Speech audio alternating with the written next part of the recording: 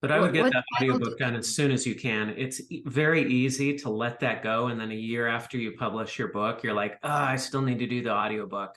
And then Yeah. another year goes by, and then you're like, oh, why bother at this point? So Yeah. I would get it done as soon as you can. Otherwise, it'll just linger. Doesn't it take a little while to go through the approval process for audiobook, like longer than it does for a print version?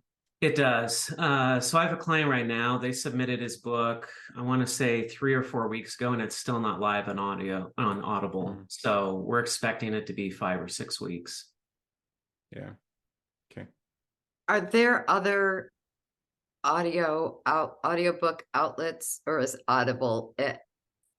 Audible's the big one. There are other outlets, but Audible's kind of like Amazon. I mean, they're owned by Amazon, and Audible has the market share like Amazon. Not to the point that Amazon does. I mean, Amazon's like 99% of all other book sales.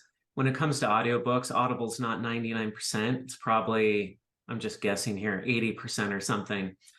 And there's iTunes books or Apple books, and so that's another big one. And then there's Scribd, and I think I saw something the other day that Spotify's getting into audiobooks.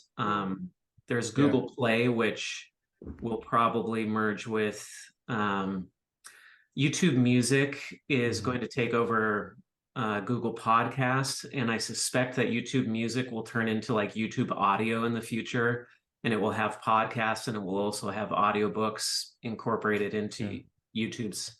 So there will be other platforms. However, if you do Audible and you do it exclusively on Audible, you get a higher commission on your book sales.